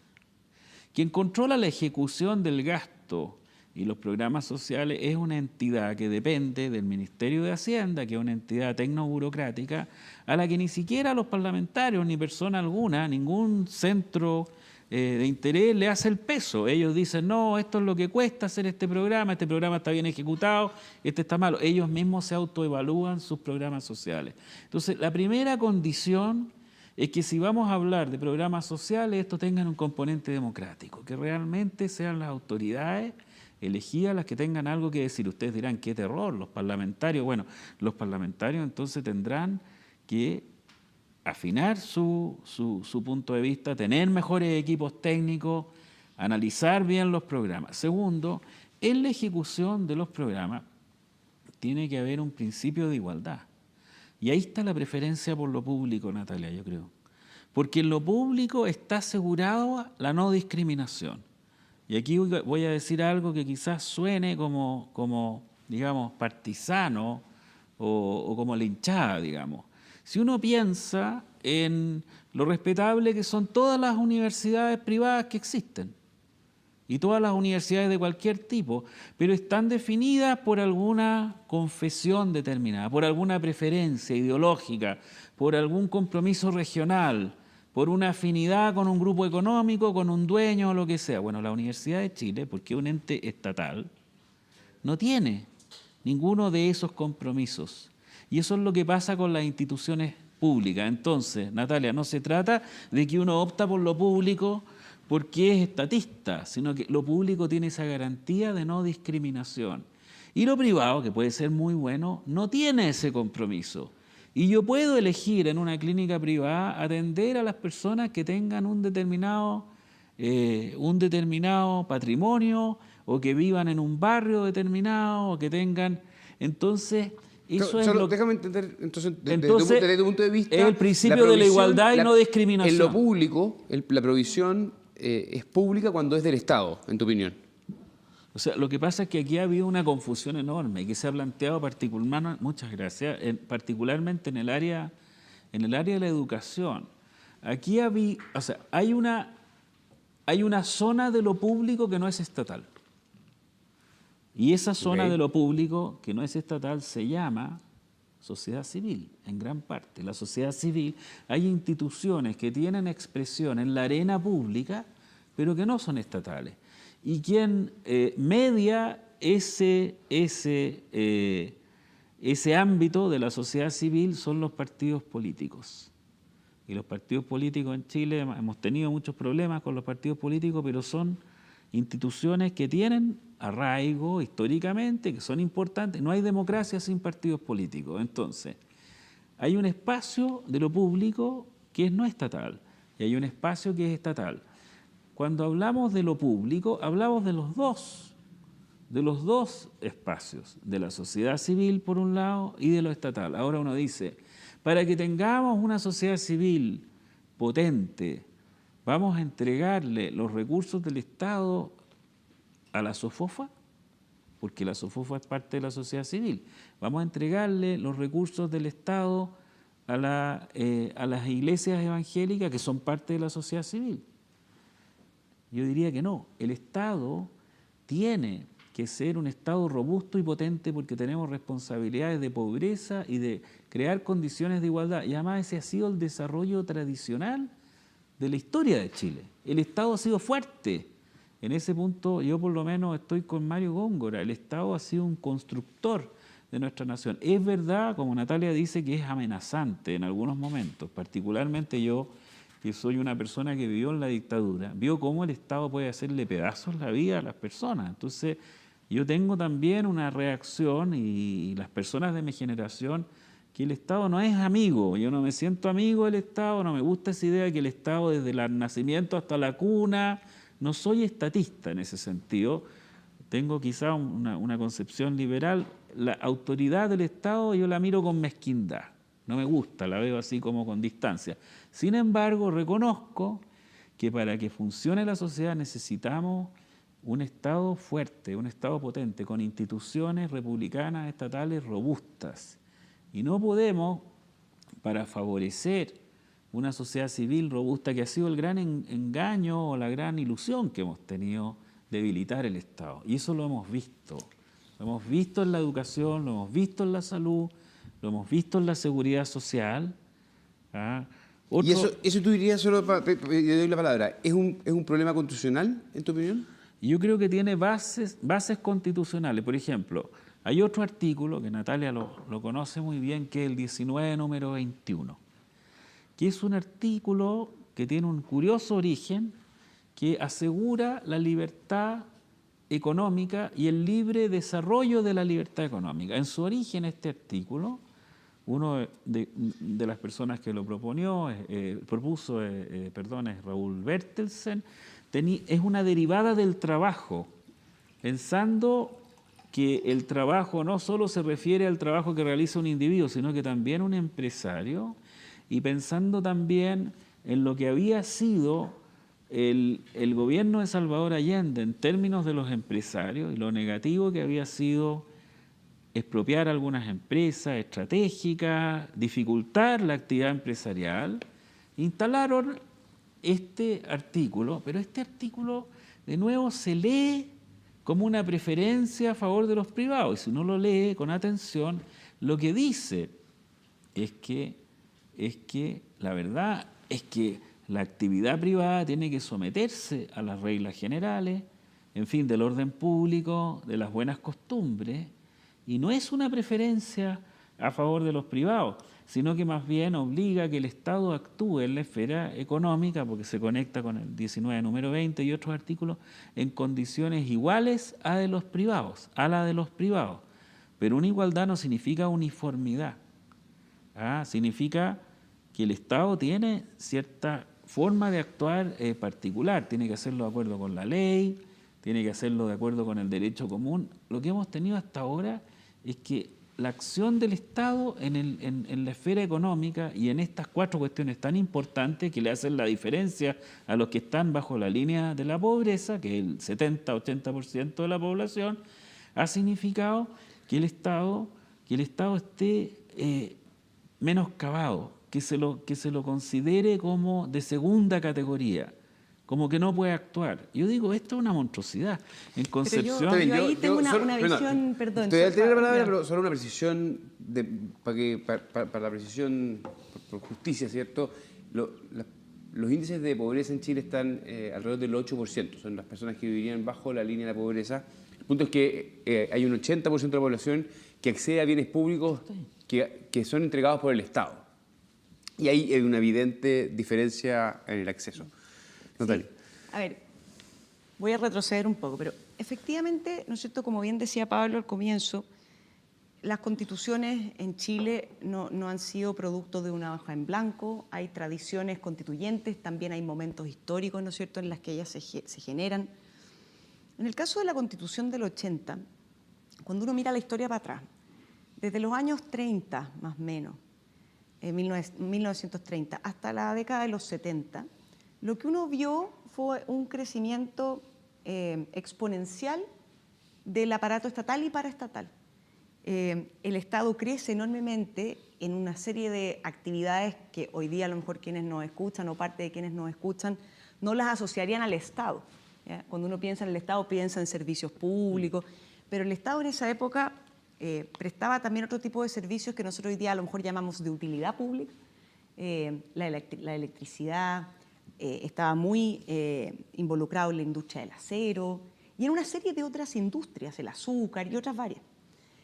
Y ese desarrollo, por así decirlo, donde había un Estado más preponderante, donde había una función, si tú quieres, más centralizadora de la actividad económica y en general, es un modelo que de alguna manera para Chile terminó siendo un modelo poco exitoso en términos del desarrollo, ¿ya?, del progreso económico y del progreso humano al final, porque están bastante conectados. Entonces, obviamente cuando viene la Constitución del 80, también hay una respuesta obviamente también a ese proceso, momento político, a ese devenir, ¿no es cierto?, donde se opta más bien por privilegiar, no es que se saque al Estado, yo quiero ser muy insistente en eso, pero sí se opta por privilegiar para que se generen las condiciones para que más bien florezca la iniciativa de la sociedad civil, la iniciativa privada. Y entonces ahí yo tengo una diferencia con Pablo, porque cuando Pablo dice desde los 90 el Estado ha tenido un menoscabo en la participación, la verdad es que es bien discutible eso, porque cuando uno mira el presupuesto público lo único que ha hecho en estos años es crecer. Los servicios públicos también se han multiplicado, los ministerios también han crecido. Entonces, ¿en qué sí se nota una menor presencia del Estado? Justamente en empezar a restarse de actividades donde se estima, ¿no es cierto?, que puede haber un mejor desarrollo de esa actividad por parte de la sociedad civil, ¿ya? El Estado no se resta, pero el Estado empieza a generar las condiciones para que la sociedad civil pueda florecer en el desarrollo de esas actividades. Y yo creo, dado la evidencia, los datos, los números que justamente también Pablo citaba, de la disminución de la pobreza, también hemos disminuido la desigualdad. El Gini es menos sensible que otros indicadores, ¿no es cierto?, a los avances. Pero hemos tenido, yo por lo menos soy muy hincha de los gobiernos de la concertación, tuvimos durante 30 años, con gobiernos de la concertación, con congresos responsables, con gobiernos también de la derecha, un desarrollo muy exitoso en nuestro país. No es complaciente con los desafíos, por Dios que los tenemos, pero tenemos una historia de éxito en estos 30 años. Entonces, si con ese nuevo esquema, por así decirlo, o con esas nuevas prioridades, porque yo estoy muy de acuerdo con Pablo que las constituciones no deben plasmar sistemas o modelos económicos. Yo creo que es un error que nuestra Constitución, por ejemplo, consagrara el modelo de libre mercado, como también creo que es un error, y otros países así lo han demostrado, cuando consagran un modelo centralizador, ¿no es cierto?, por parte del Estado de desarrollo económico. Eso es un error. Pero sí la Constitución debiera generar principios, condiciones, para que pueda florecer la iniciativa privada, la sociedad civil, sin perder de vista el rol muy importante que tiene el Estado justamente para garantizar a la población la igualdad de las oportunidades, justamente para garantizar este bien común al cual el Estado está obligado a propender, está obligado a generar las condiciones para que se dé ese bien común. Entonces, yo ahí tengo una diferencia grande con lo que plantea Pablo. Respecto a los derechos sociales, es cierto lo que dice Pablo, hay una parte importante que se plasma a través de programas sociales, pero yo me he llevado sorpresas bien grandes. Yo no soy economista y me invitaron a participar de una comisión del gasto público. Yo no voy a hablar a nombre de esa comisión, no es mi rol acá. Voy a hablar como una persona que la integra. Y ha sido bien impresionante ver, ¿no es cierto?, que buena parte del gasto social, cuando te digo buena parte es, yo diría más del 80% del gasto social, no tiene una traducción en programas sociales. Más bien el gasto social hoy día, buena parte está dado por la gratuidad de la educación, que no es un programa social, es parte del presupuesto de la nación, pero no es un programa social, en salud, que no es un programa social. Y una fracción más bien menor del presupuesto va a estos programas sociales que comparto contigo, están llenos de complejidades y problemas, y una de las labores a las que estamos tratando de contribuir es de generar un sistema para evaluar mejor eso, para que tenga principios orientadores que justamente vayan a atender las necesidades de las personas y no se generen duplicidades, traslapes, que sea inoportuno y que finalmente no llegue con un servicio de calidad a las personas. Ahora, cuando uno piensa cómo se plasma entonces, cuando uno dice vamos a garantizar derechos sociales, yo quisiera, y en esto soy bastante más cercana a lo mejor a varias de las constituciones europeas, que son bastante diferentes con la democracia.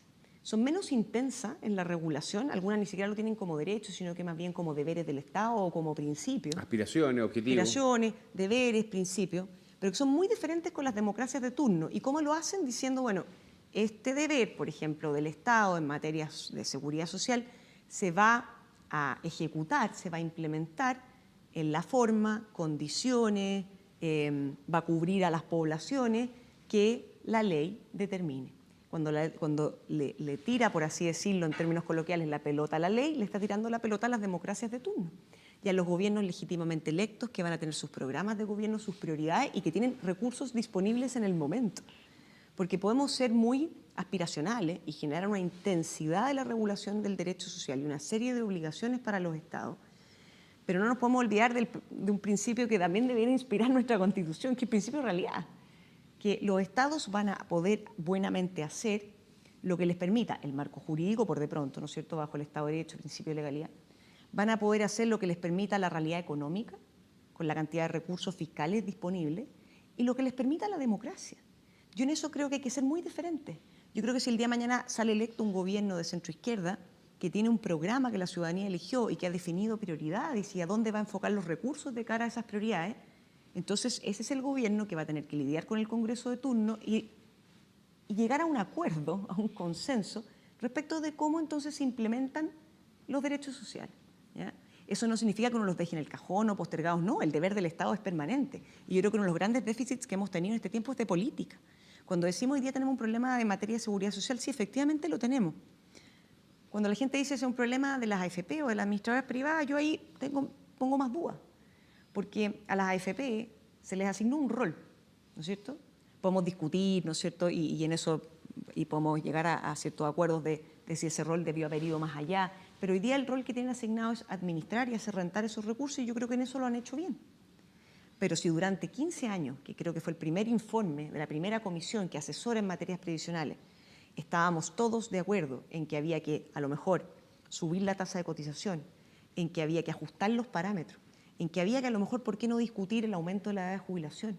En que había que discutir fortalecer el pilar solidario. Y todo eso la política no logra tramitarlo, no logra consensuarlo. Y llevamos años discutiendo esto y de ahí empalmo entonces con el tema de busquemos mecanismos en la Constitución para lograr una relación más armónica entre Ejecutivo y Congreso, porque suena muy lindo decir hay cosas que no van en la Constitución y seamos diferentes con la democracia. Bueno, pero tengamos mecanismos para que la democracia entonces efectivamente los resuelva, porque si no lo que le estamos poniendo a la Constitución es una presión enorme para que los resuelva ella, y no corresponde que la Constitución los resuelva. Ahora, hay algo que tú conoces muy bien, Natalia, que no está apareciendo en la ecuación. Más de 550 mociones de reforma en la Constitución. Y cuando Natalia dice, bueno, es que los políticos no han hecho su trabajo, está lleno de reformas y de propuestas y de mociones de cambio de las leyes que no fueron aprobadas.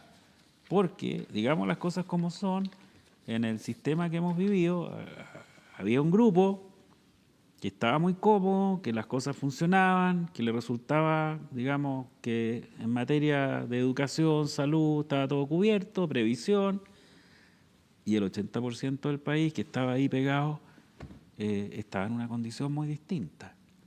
Entonces, esa desigualdad es lo que tiene en jaque el sistema, y las promesas que se hicieron respecto a la previsión que íbamos a jubilar con el mismo sueldo y todo eso, no se han cumplido. Entonces no digamos que las AFP, digamos, tenían un rol y lo han cumplido plenamente. Han habido promesas no cumplidas, que es lamentable que sea así, y que la Constitución puede remediar parcialmente. Hay una gran diferencia, yo creo, que se va a instalar en la Constitución que viene, yo creo, es que se va a reforzar el principio de igualdad. Y creo que, lamentablemente, en Chile hemos vivido mirando mucho las condiciones de la libertad, de las posibilidades, pero no nos hemos visto como iguales, como seres humanos, como individuos, iguales, mujeres, hombres, según si vivimos en un barrio o en otro, y ese principio sí que se va a asentar. Y ese principio fue el que le dio origen a nuestra independencia, porque los criollos resentían que los peninsulares, es decir, los españoles, tenían los cargos públicos, tenían los beneficios, y ellos a veces eran hasta hijos de esos peninsulares que venían de España, que ocupaban y que tenían todo el poder, y no lo tenían por haber nacido simplemente en Chile. Yo creo que ese principio de igualdad, si queremos hablar de un principio que se va a transformar en algo mucho más potente en el mundo en que vamos a vivir en el futuro, en la Sexta República, en esta Constitución nueva, creo que va a tomar carne tanto a nivel de los derechos como a nivel de la estructura del Estado. Y una cosa muy breve al final. Leyendo la historia, si uno lee, por ejemplo, a Alexis de Tocqueville o Lord Acton y otros grandes autores del constitucionalismo, y mira los procesos que ellos describen, llegan a la conclusión que cuando un pueblo decide hacer una constitución es más fácil, o ha sido más fácil, ponerse de acuerdo en torno a los derechos.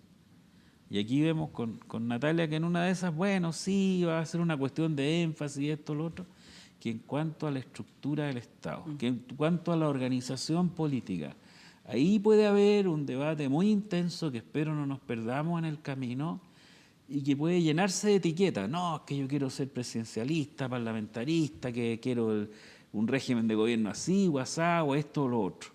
Yo creo que esa lección de la historia es bueno conocerla para que no nos envenenemos en una discusión que al final tiene que tener éxito, tiene que tener un buen resultado, un resultado feliz, que es que tengamos una mejor república, una mejor convivencia política y social en Chile, que se termine esta segregación, todas estas cuestiones que generaron las condiciones de malestar ciudadano y de violencia que hemos vivido. Y donde nos involucremos, Hernán, porque yo quiero rescatar eso que decía Pablo al comienzo. Yo creo que hoy día se está dando una discusión bien perversa entre como personas que tienen como un mayor derecho a participar en esta discusión que otras. Yo, por ejemplo, lo veo entre los independientes y los políticos. Me preocupa mucho esa discusión porque yo comparto que los partidos políticos son la base de la democracia representativa. Que no se lea que no quiero que no participen los independientes. Me parece fantástico que participen y que se involucren caras nuevas, que se involucre la juventud, que se involucren a lo mejor personas a las cuales a la política le pasaba hasta ayer por el lado. Pero sí creo que eso no debe ser a costa o mermando la robustez de los partidos políticos, y creo que los partidos políticos, como te decía al comienzo, tienen un desafío ahí. Creo que también contribuye a la discusión el que sintamos que vamos a participar todos, y eso también tiene que ver con una discusión que se instaló hace un tiempo y con mayor énfasis después del plebiscito, lo voy a poner en términos así bien extremos, pero de la élite y el pueblo, donde de alguna manera como que se hace ajena a la élite de este proceso porque no lo entiende, porque no comprende, eso es lo que se dice, porque no conoce la realidad. Hay una desconexión con la realidad. Hay una desconexión, y a mí me parece que esa es una visión que es legítima, pero que es discutible. Yo tengo una percepción bastante distinta de eso. Yo creo que en general en Chile nuestra historia y tradición otra vez nos devuelve a que en general los distintos estamentos de la sociedad y los distintos deciles, si uno quiere decir, de la sociedad, en Chile siempre han estado muy involucrados en la discusión de lo que le pasa al país. Y eso es muy bueno. Y yo espero que siga haciéndolo así. Porque desde el minuto en que los empezamos a corretear, por así decirlo, a marginar, a decirnos que sabe que usted no está desconectado, no nos interesa su opinión, porque a lo mejor la dio por mucho tiempo. Yo coincido mucho con lo que dice Natalia. Esa es la esencia del proyecto republicano. Sí. Que independientemente de cuál es la posición, todos tenemos un lugar y tenemos algo que decir. Todos somos ciudadanos. Sí. Al final, Mateo de Toro y Zambrano, el conde de la conquista, era tan ciudadano, digamos, sí, hablando, que la última persona, obviamente esto no se dio históricamente, estoy haciendo una ficción, y esta discusión que ha venido de las comunas, del rechazo, de rechazar la diversidad y de creer que las ideas que uno tiene son siempre correctas. Un gran autor norteamericano que se llama Cass Sunstein, que apareció diciendo un mensaje directo a Chile, dijo 3 cosas. Primero, un poco lo que menciona Natalia, es importante que aunque sea una cuestión ciudadana, se escuche a los expertos, se escuche a las personas que han estudiado más tiempo. En una de esas para no hacerle caso. Y además, como hemos visto aquí y en todos los foros que tú vas a tener, los expertos no siempre estamos de acuerdo. Van a haber cuestiones en las que hay diferencias. Segundo, que se asegure la división de poderes, que no haya un solo ente que toma todas las decisiones, menos una persona. Eso sería antirrepublicano totalmente, que fuera el capricho de 1 o 2 líderes o gurús o iluminados que vieran hacia dónde tenemos que ir. Y tercero, la cuestión más importante que dice Sunstein a mi juicio, y es que sepamos reconocer que nos podemos equivocar y que los argumentos que dan nuestros adversarios políticos, no enemigos, porque eso ya es otra cosa, adversarios, pueden ser correctos, pueden tener razón. Puede ser que lo que yo pensaba no estaba bien razonado y que los argumentos que da Natalia eventualmente u otra persona me hacen mucho sentido. Esa es la base de la representación política, por eso que la democracia constitucional también se llama democracia representativa, porque el representante se puede distanciar de quién era para concurrir al interés general. No es un goma, no es un mandado de los que lo eligieron para siempre hacer lo que estas personas quieren o les conviene. Tiene que buscar el interés superior. Además que la base de la deliberación supone, ¿no es cierto?, que uno está dispuesto a persuadir, pero a dejarse persuadir también. Exactamente. Entonces, bueno, en eso entramos todos. El tiempo ha volado. Yo les quiero agradecer esta conversación, que creo que terminó teniendo varios puntos de encuentro, y creo que eso es muy valioso. También es importante identificar disensos, porque eso nos permite anticiparnos a lo que van a ser grandes debates y ir buscando cómo generar lo que van a ser uno de los grandes desafíos de todo este proceso, que es generar un texto que incorpore a todos los chilenos. Así que yo les agradezco mucho la invitación. La próxima semana los dejamos desde ya invitados. Vamos a hablar de régimen político, del régimen político para Chile y, si es posible, el parlamentarismo. Yo tengo la impresión de que usted, profe, le gusta el parlamentarismo, ¿no? Mucho. Pero no creo que podamos saltar así como uno salta un foso en el estadio. Sí. Creo que hay que ir, es un proceso. Hay que ir gradual. Yo en general, para todas las cosas, soy reformista, gradualista, amarillo, digamos. O sea, me gusta ir de a poco. ¿Y tú, Natalia, en materia de régimen así, titular, cómo te bajarías? Yo creo que uno le puede introducir ciertas atenuaciones a nuestro régimen presidencial, y yo comparto con Pablo que tenemos que ir de a poco. Tenemos que ir de a poco. Las idiosincrasias y las tradiciones cuesta cambiarlas. Y yo creo que uno puede introducir, y hay historias bien exitosas de eso, donde a regímenes presidenciales se les introduce ciertos elementos, por así decirlo, que los parlamentarizan, sin necesariamente caminar hacia un régimen parlamentario. Eso. No le vas a poder quitar nunca a los chilenos, yo creo, por lo menos en, no sé, 40 o 50 años, el votar por un presidente. Eso es muy... Y el parlamentarismo elige al primer ministro de entre el Parlamento. Hay, digamos, combinaciones de esto, con jefes de Estado y todo eso, pero es difícil que los chilenos digan, no, ¿sabe qué más? No vamos a elegir más presidente. Pero sí mecanismos de colaboración y mejores incentivos entre esos dos poderes, de todas maneras. O sea, nos mantengamos en este régimen. Ese va a ser el tema Bonito. que la próxima semana Isabel Aninat, con dos excelentes invitados, Arturo Fonten y Rodrigo Correa, van a abordar. ¿Es posible el parlamentarismo en Chile? Excelente, dos grandes Así que invitados. Sí. muchas gracias por su compañía, gran conversación, gran debate. Y a todos ustedes, muchas gracias por habernos acompañado. Nos vemos el próximo miércoles en un próximo 2 Tercios. Muy buenas noches.